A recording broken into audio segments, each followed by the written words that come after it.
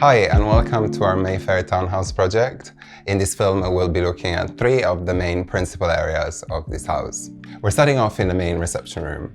This house came with a heritage and a history that I really wanted to preserve and enhance. So the coving had been painted over so many times during the years that you could hardly see the detail and the motif. We sent it off to a specialist contractor that lifted all the old paint, which revealed this beautiful vine leaf motif, which I actually have never seen before, and I think it works really nicely with the room. The fireplace is probably 200-300 years old. We added another detail with the recessed hearth, so the hearth of the fireplace sits flush with the floor, and you get a lovely transition from the marble to the timber flooring. I was really keen in embellishing the interior architecture elements of this room, therefore we added paneling to the walls.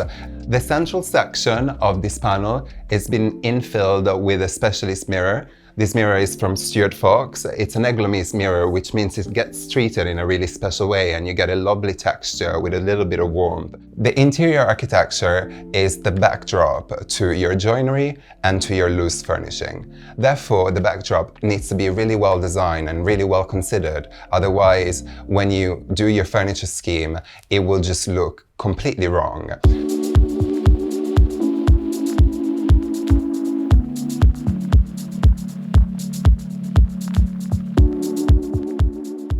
When it comes to putting together a furniture scheme, I am very particular about how we balance all the colors.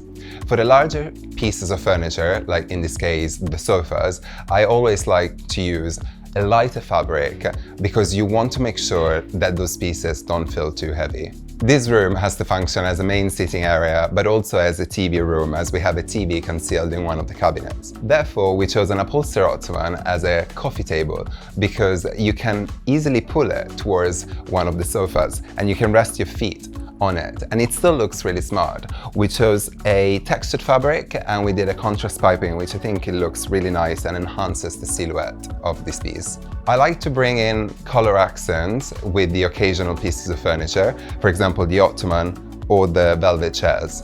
I'm very particular when it comes to using velvet. I like a velvet that is a short pile, non-directional, because that way you get less of a watermark and also the fabric doesn't bruise as much. When it comes to designing a furniture scheme, lighting is incredibly important because it sets the tone and the mood of a room. You have to consider low-level lighting, and in this case for the low-level lighting we chose some beautiful lamps from Porta Romana.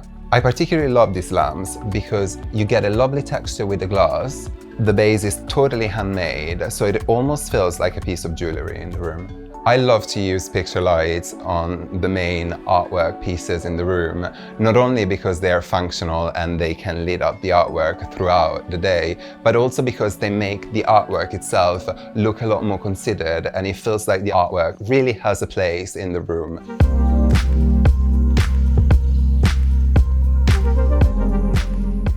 The library is a room adjacent to the main reception area, and the client wanted an area where they felt they could work from home, but that also looked very smart and connected to the main seating area. We designed a joinery unit that integrated open shelving, closed storage, and a central section with a desk. When you have a combination of open shelving and closed storage, that gives you a possibility to style the shelves nicely so you have all your decorative objects, and then with the closed storage you can tuck away things that you don't want to see, like the printer and any other AV equipment. On the front of these doors we've got a beading detail with a raised infill panel which echoes the interior architecture paneling. So that creates a really lovely narrative. What I particularly love about this unit is the finishes selection. We chose a refined neutral color for the timber, and the wallpaper provides another layer of texture and also helps with the acoustics. Lighting is absolute key when designing a joinery unit. I prefer to have the lights totally concealed so you don't see the LED strips. Therefore, we position them at the back of the shelves. The light washes top and bottom and creates a soft glow, enhancing not only the accessories but also the texture back panel. In this particular case, we also added some decorative lighting, so picture lights at the top of the open shelves. I think they're really lovely and they tie in with the rest of the decorative lighting in the room, as well as lighting up the top of the shelves. The focal point of this unit in the central section of the panel is this beautiful piece of art. This is a piece of art that I found in a gallery, and the color palette worked so beautifully with the room. So we designed this unit especially to accommodate this piece of art.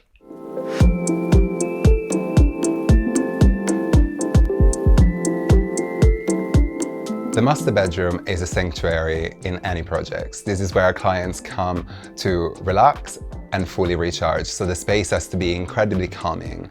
As you enter the room, the focal point is the headboard wall. We like to do oversized headboard walls that almost cover the entire section of the wall, and using a combination of wallpaper and upholstered panels. I particularly love the side panels. These are from joinery. It's a blossom motif. They're hand painted in China and they're entirely customizable. So I love the fact that you can tweak the colors so they can suit your own scheme. The bedside tables are bespoke. We did a combination of timber and textured wallpaper. So we used this lovely textured wallpaper on the front of the drawer, and we finished the drawers off with these handles from Jet Kennett. As you pull the drawer, you can see there is a lovely bronze trim that echoes the finish of the handles. The table lamps are from Bella Figura. I love how the glass brings a decorative element. You can kind of see through the glass and get a glimpse of the blossom wallpaper at the back. With the scouted cushion scheme, we kept it really simple. We used 3 cushions and only a couple of fabrics. I really love this fabric. It's from a company called Fortuny, and they're hand painted in Venice, and it has a really soft tonal pattern, and I love the colors because they pick up really nicely the colors of the headboard. Window treatments are key to a bedroom. I always prefer to do 2 layers. So you've got the back layer, which is what we call sheer curtains. This material allows the light to bleed through the room, and it creates a really nice soft glow in the room. The front layer is what we call a blackout curtain. It's fully lined and interlined, so you get a blackout, so it's very practical at night if you want to have a blackout in the room. And I also like to add an extra layer of detail with what we call a leading edge. So this is a trim applied to the face of the curtains. This one in particular is from Samuel & Son, and I love how it picks up the colors of the curtains. On the opposite side of the headboard wall, we have a bank of wardrobes. When it comes to designing wardrobes, storage is absolute key. You want to get in as much of your things as you can. So we like to do a combination of hanging space, shelves, drawers. The first section of the wardrobe has integrated lighting and also like long hanging and a little shoe shelf at the bottom, which you can pull for all your shoes. The central section of the wardrobe is a combination of open shelves with integrated lighting and drawers. A trick that we like to use is doing mirrors on the doors reveals, so a client can look at themselves front to back before leaving and starting their day.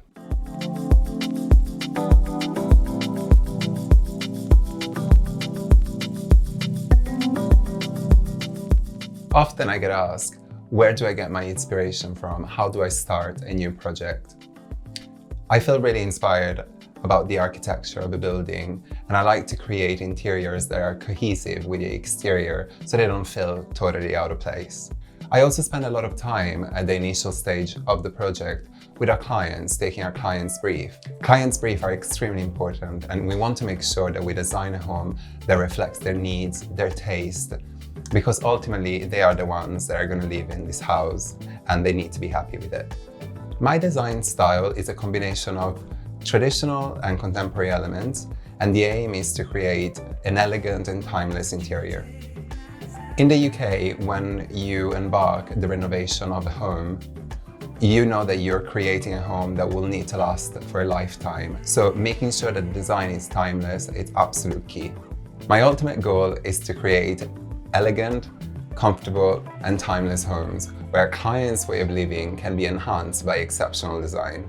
Thank you so much for joining us today. I hope you enjoyed the film, and I'll see you again soon.